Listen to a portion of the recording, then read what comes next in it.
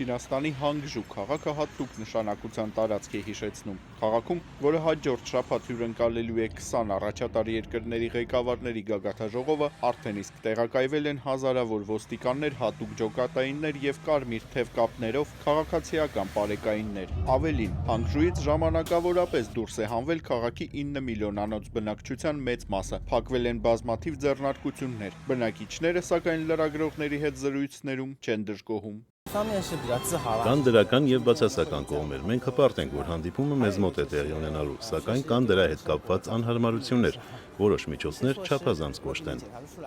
Ադամ Լևինը քաղաքի 3 ռեստորաններից բաղկացած ցանցի սեփականատեր է։ Դրանցից 2-ը փակվել են գագաթաժողովի պատճառով, սակայն ձեռներեցի խոսքով ինքը հասկանում է անվտանգության կարիքներից բխող ճնշումները։ Չինաստանն ուզում է ապահովել լավագույն տեսարանը եւ նվազագույնի հասցնել խնդիրները, եւ համաշխարհային վերջին իրադարձությունները իշխանություններին անհանգստացրել են։ Խոսքը Եվրոպայում ահաբեկչական հարձակումների եւ Ամերիկայում անհատական հարձակումների մասին է։ Քաղաքից մեկ շաբաթով վտարված բնակիչներին Չինաստանի կառավարությունն արտոնել է 7-օրյա վճարովի հանգստյան օրեր, սակայն դեռևս պարզ չէ, թե ով է հոգալու տեղափոխման հետ կապված բնակիչների այլ ծախսերը։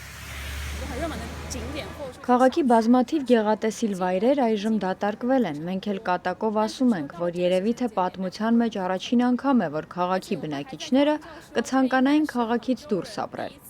Գագաթաժողովի մասնակիցներն ու հյուրերը անշուշտ կվայելեն քաղաքի գեղատեսիլ վայրերն ու կծանոթանան պատմական անցյալին, սակայն նրանք տեղյակ չեն, որ զրկված կլինեն քաղաքի ամենակարևոր հատկանիշի՝ դրա բնակիչներին ճանաչելու պատվից։ Բիլ Այդե, Հանգժու, Արման Թարջիմանյան, Ամերիկայի ձայն, Վաշինգտոն։